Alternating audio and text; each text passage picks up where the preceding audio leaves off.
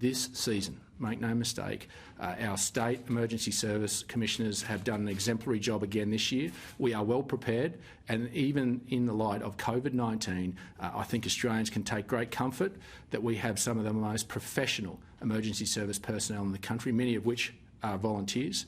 But I say to each Australian, you also have a responsibility to prepare. You have a responsibility to yourselves, to your family, but also those emergency service personnel who are prepared to put their lives on the line for you. This is a report the government will obviously work as quickly as we can with our state colleagues, but one, as I said to start with, goes in that next journey of this nation's healing after one of the most significant natural disasters in our nation's history. Are there any recommendations here you can't accept or have difficulty with? Not from our perspective. Obviously, I think it's important. We again appreciate that this is a Royal Commission not just of the federal government's making, but of state jurisdictions as well. And it's important we respect that. And I think that the tone that we've been able to maintain and the collaboration we've been able to maintain with states is so important, and what we'll continue to work with. I don't want to preempt all state jurisdictions and territory jurisdictions around where they will go with some of those recommendations. But I think we're entering into those discussions and have a report that gives us a baseline to work collaboratively on, further deepening our relationship as we have over the last couple of weeks. But in terms of the federal recommendations, there is nothing there that the federal government is concerned about. I think they are very pragmatic recommendations, and ones that we will continue to pursue. How many of these can you have in place by this bushfire season? And given that La Nina is forecast, is the country prepared for extreme weather events like that as we speak right now? Yeah, let me tell you, we are in bushfire season. In fact, we've had bushfires in Queensland and my home state. We are still under threat, particularly in some parts of Queensland and WA, and in fact, even around Canberra here, there's risks of grass fires later on in the season despite the rain. So what our emergency service personnel are prepared and always prepared for is to be able to pivot. And we will be able to pivot, despite COVID, from bushfires into cyclones and into floods. And in fact, we have worked collaboratively with the states, coordinated with this nationally coordinated approach to make sure that if there is an event, particularly in North Queensland, that we can pivot to a flood and we can bring emergency service personnel from other states in a COVID-safe way into North Queensland or anywhere else in the country and get them to support the emergency services in that particular state. So we are well prepared. We were well prepared last year. Let me make this clear. Our emergency service personnel plan meticulously every year, and they do that with the multiple agencies that feed into that, whether it be the Bureau of Meteorology, CSIRO, their own departments in terms of understanding the amount of hazard reduction that's being done or needs to be done. There are multiple factors that are brought into this. This is scientific work that they work through and then put that in an operational lens through the professionalism of the men and women who are the boots on the ground. So that is prepared. We are prepared fully for this year to pivot from bushfire into any other hazard that comes our way. So at what level would you need to see a situation be for the federal government to declare a state of emergency, and what happens from there?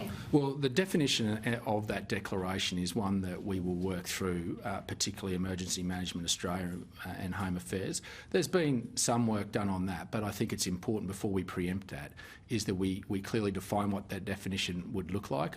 Again, I have to reiterate, this is not about the federal government coming in and taking over, fighting fires or doing swift river rescues. The states are the best ones to do that. They are the professionals on the ground that are trained meticulously for that. So what our premise is that there is normally a need where particularly the scale of the disaster is so significant that the resources required are more than what the state can provide, or states can provide. So we'll work through that definition and make sure that we do that in a respectful way. But I have to make it clear we are not planning on taking over any of the emergency service roles that states quite adequately and more than adequately undertake at the moment. And how quickly could you legislate that national state of emergency bill? Well, I think once we define that definition, we can do that quite quickly. And the intent of the government is that going through these recommendations, we will act as swiftly as possible. I think we've shown that and demonstrated that by the way that we've started this Royal Commission. But if there's legislation that's required, we will be able to draft that up as quickly as possible, and I hope that we would get bipartisan support with respect to that. Let me just say also with respect to the timing of the release of this report. The convention around the release of Royal Commissions, and particularly those where letters patent were agreed and signed off with the states and territories, is one that needs to be coordinated. And it is disrespectful to those victims in the bushfire to politicise that.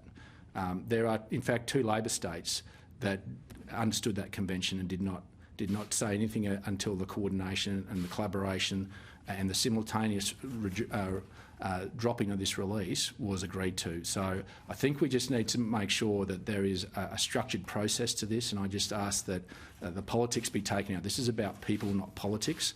The report has been done very quickly.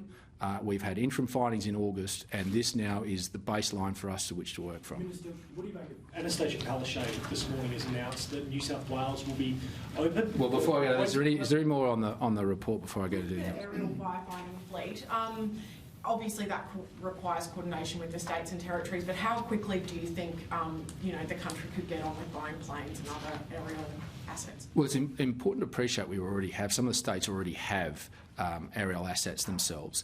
What the arrangement is at the moment, there's a peak body called AFAC. That is effectively the fire commissioners from around the country come together. They plan what is the suite of aircraft that they would require, and that ranges from large aerial tankers through to small fixed-wing aircraft to helicopters. They determine that, not the government. They are the professionals. And what's previously happened is it's been more feasible to lease those from overseas. But as we've seen an overlap of seasons between the north and southern hemisphere, the Commission has said that it would be wise for us to build on that fleet. They have given a list of aircraft that they believe should be part of that sovereign fleet. We will now need to work with the states around making sure that the mechanism to achieve that is done. We proved that during the bushfires. We put an extra $11 million into the standing costs, just the standing costs of having planes on the tarmac ready to go, and we've made sure now that that continual funding is just under $26 million a year indexed. But if that needs to change, then the government will move with that. But again, we'll have to work collaboratively with the states and again work with the fire commissioners around what is the baseline fleet of aircraft they believe is necessary to keep us safe. That's where we'll take our advice from. Sorry, on the reform